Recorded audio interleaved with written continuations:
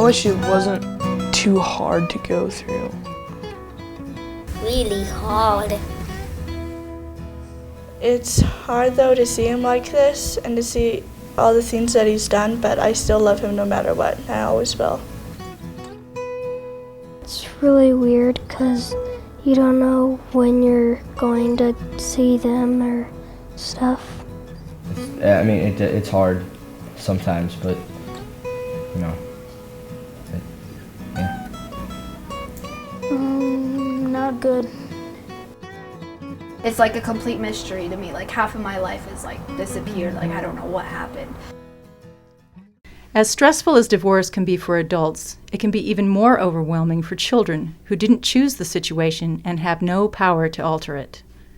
That's why it's so important for divorcing parents to help and support their children. How can parents know the best ways to help? Listen and learn from the very most qualified teachers, the children of divorce. Our experts, the kids themselves, repeatedly tell us that conflict between parents is the very most devastating part of divorce. Indeed, virtually all adult experts in the field of divorce adjustment agree. The hardest part that I remember was going through the fighting. The hardest part of divorce is when they fight. I wish that everything would be back to normal, no more fighting, and our dad coming home instead of getting a divorce. I'm mad that Dad made Mom move out. Instead of showing love to each other, they show animosity, and like they really don't like each other. And I don't think they try and hide it as much as they should. Me and my brother, we had this staircase that leads right up to the living room, and we would just sit there and watch them from around the corner when they were yelling at each other.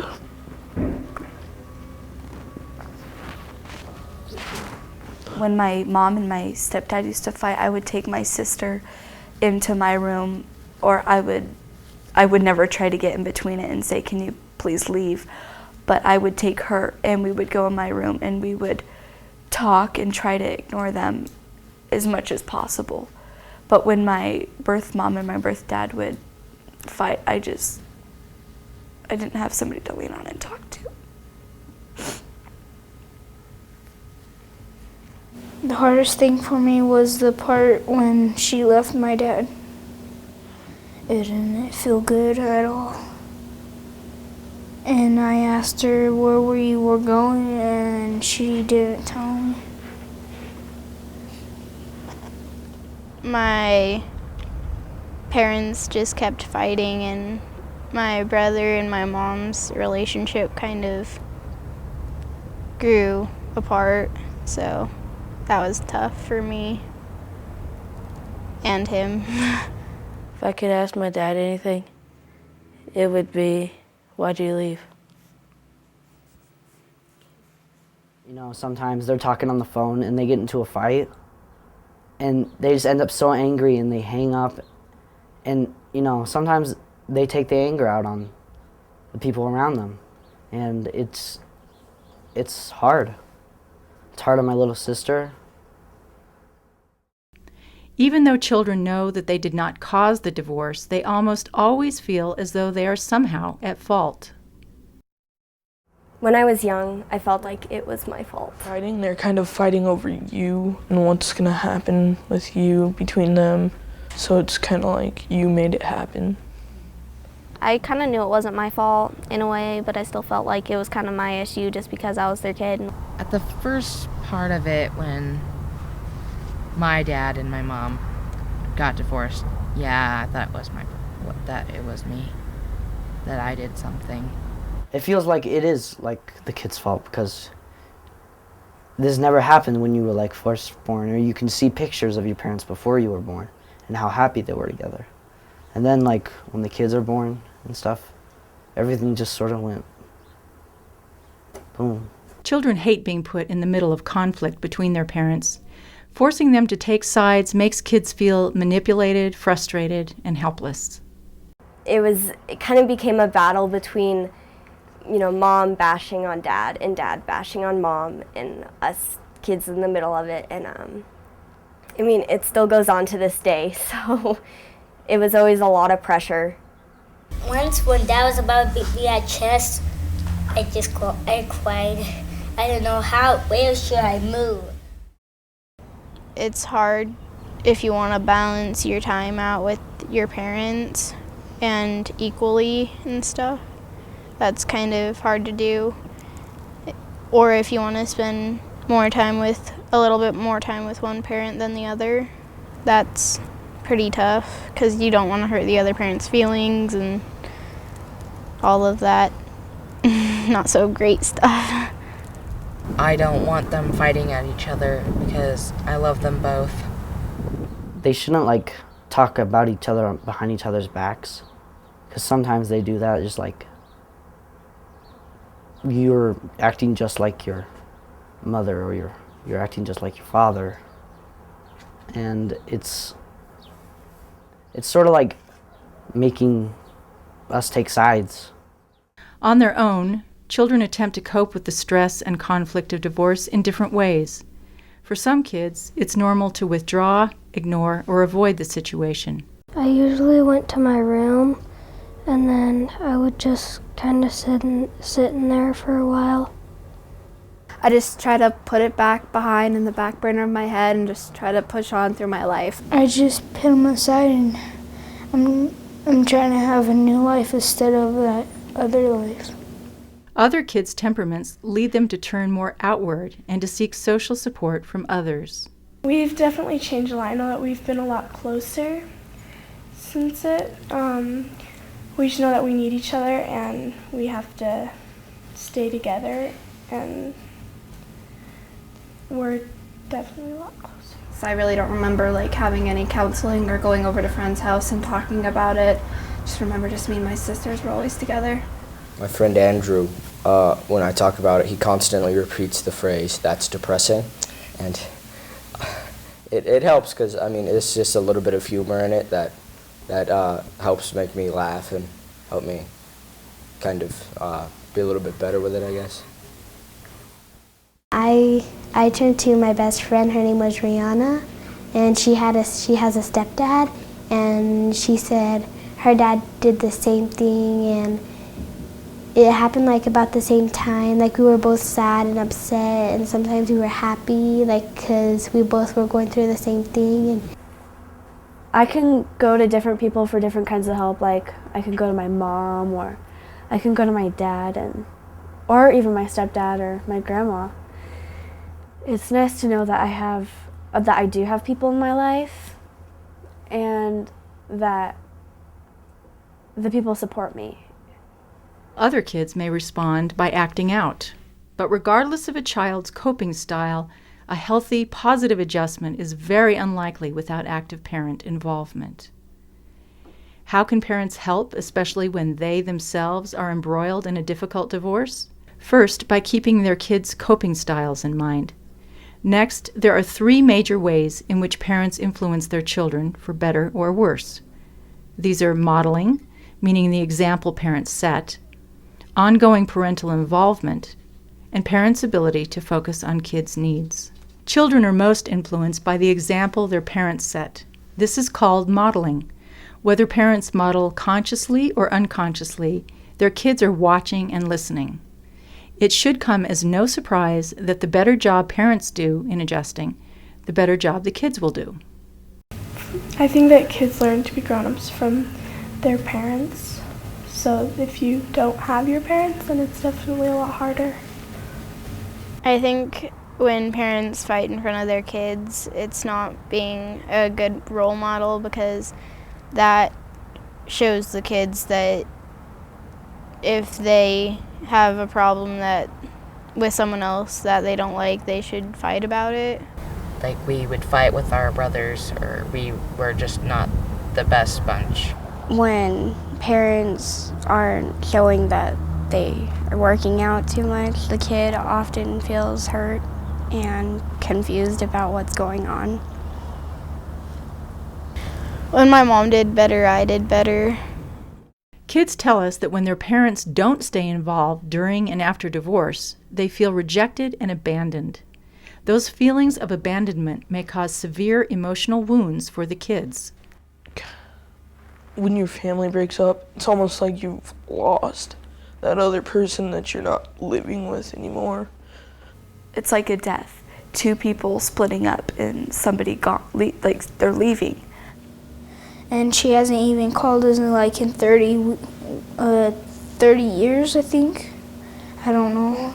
Like when your mom and dad get divorced, you don't really get to see your mom or your dad that much. He usually just comes over, gives us our child support money, and then says, okay, bye, love you, and then goes with his girlfriend to the house. Ongoing involvement helps to reduce anxieties and increase resiliency.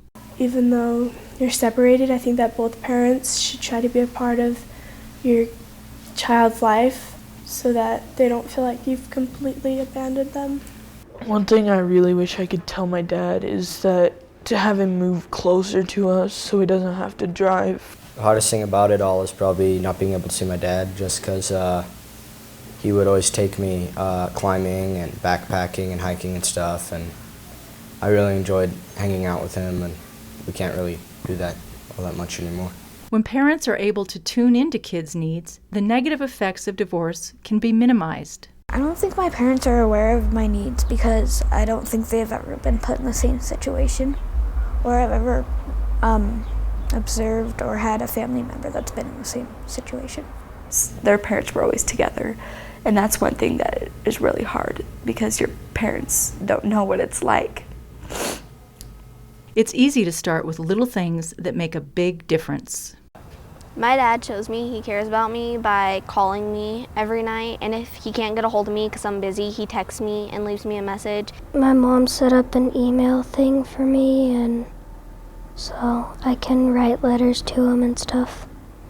For the kids' sake, help them get through it. Ask if they have any questions. Tell them it wasn't their fault. I know my mom would do anything for me when it comes down to it. She tries her hardest. I know we're all stressed and everything, but she tries her hardest just to talk to me and to come home and make dinner.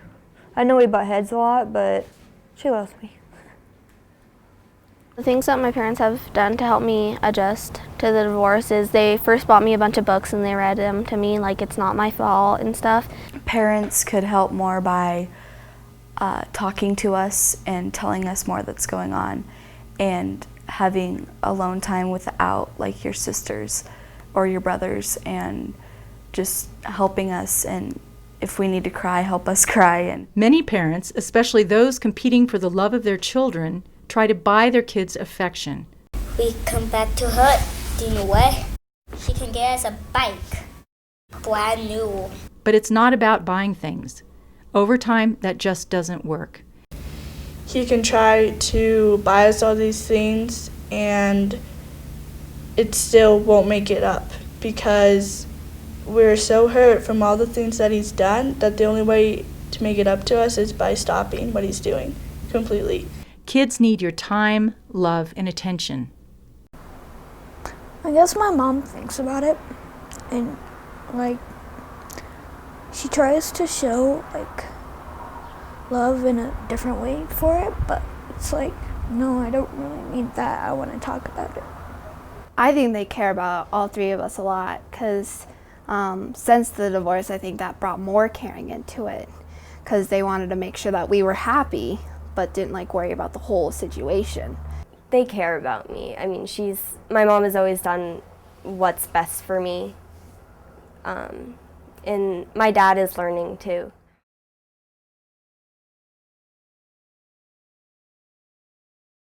The hardest thing to get used to is that no matter what, your parents will not be together anymore, and you're always gonna have to live at separate houses if you want to see them both. Janet, like, mom and dad won't get back together again. I know. It's really painful in the heart, and like it'll hurt for a little while, and then once you get used to it, you'll get to see your dad a lot more. My stepdad plays like sports with me. Like sometimes he'll show me like Like he showed me how to throw a football, and like I did pretty good at that. I would say divorce is not a bad thing. I mean, it's not, you obviously don't want it to happen, but in a lot of ways it makes it better. The whole family is just a lot happier, and I would say just, you'll get through it. I mean, it may be hard at the beginning, but it'll all turn out good in the end. I feel like divorce is a two-sided coin, and on one side it's very negative and very harmful and hurtful, and on the other side though, I feel like it's made me a stronger person and it's made me wiser. It's made me really think about who I want to be and how I want to present myself to other people, and the decisions that I'm going to make in my future that I'm starting to make now as an 18-year-old. And I think that those things are really positive. If you can get the right help and go in the right direction, it's definitely a positive thing. Our kids aren't shy at all about telling us what the rules should be for divorcing parents. I would say a don't for parents is don't fight in front of your kids no matter what, because that really affects them no matter how old they are. But maybe if I could tell them anything, I would tell them to just don't talk bad about the other person. That really makes me mad. In the beginning, they would not talk. Like, they didn't talk for like a month. And they were trying to go through me, and I was like, no, you're not going through me. Talk to the other person. Don't talk about things that aren't related to the kids in front of them that are related to the divorce, such as child support money and things like that. Kids don't want to hear that.